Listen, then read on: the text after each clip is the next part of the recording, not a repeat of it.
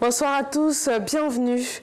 Les législatives en Côte d'Ivoire sont pour le mois de mars 2021. C'est ce qui ressort des recommandations de la phase 3 du dialogue politique.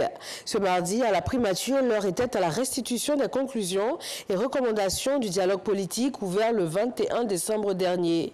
Cette phase 3 du dialogue vient finaliser les travaux en comité restreint portant notamment sur les prochaines législatives dans le pays. Du côté de l'Assemblée nationale, c'est la clôture de la session ordinaire, une cérémonie marquée ce matin par le discours du président de l'Assemblée. Certains députés se sont prononcés sur les mots d'encouragement et l'appel à la paix d'Amadou Soumaoro. Nous vous proposons d'écouter leurs propos. La paix est précieuse et indispensable au bien-être humain. J'invite donc de manière pressante la classe politique à s'approprier l'appel du président de la République invitant au dialogue afin de permettre à la Côte d'Ivoire de poursuivre son développement dans la quiétude et dans la sérénité.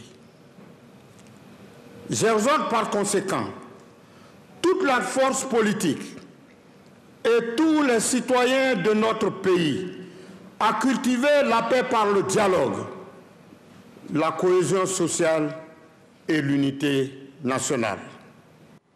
Voilà donc le président de l'Assemblée nationale qui s'exprimait donc lors de la clôture de la session ordinaire. La gendarmerie nationale célèbre l'excellence. 111 personnels de ce corps d'élite ont été honorés. Une reconnaissance de l'État ivoirien pour leur dévouement, un couronnement de leur hiérarchie pour le travail bien fait. Au Niger, c'est l'attente des résultats après la présidentielle et les législatives du 27 décembre dernier. Selon les observateurs déployés le jour du scrutin, le calme a prévalu malgré quelques dysfonctionnements. La mission de l'Union africaine se dit satisfaite du déroulé de la journée.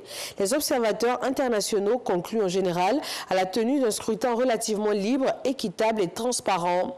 Ils invitent les institutions nigériennes à publier les résultats dans les délais légaux dans 5 jours maximum, soit le 1er janvier 2021. La France perd un grand nom. Le créateur, rénovateur de la haute couture française d'après-guerre, Pierre Cardin, est décédé ce mardi. Âgé de 98 ans, cette icône, qui a longtemps célébré la liberté de la femme, avait réussi à traverser le siècle. Il laisse à la France et au monde un héritage artistique unique dans la mode.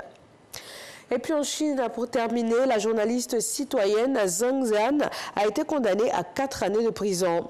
Elle s'était rendue en février dernier à Wuhan, au plus fort de l'épidémie de Covid-19. La journaliste avait alors diffusé sur Internet des reportages sur la situation chaotique dans les hôpitaux, avant d'être arrêtée en mai sur accusation de provocation au trouble et de diffusion de fausses informations. L'Union européenne a décidé de mettre la pression sur la Chine. Bruxelles demande sa libération immédiate, comme celle de tous les défenseurs des droits et personnalités retenues en Chine pour avoir apporté des informations d'intérêt public. Et voilà, c'est tout pour ce flash d'information. Merci de votre attention.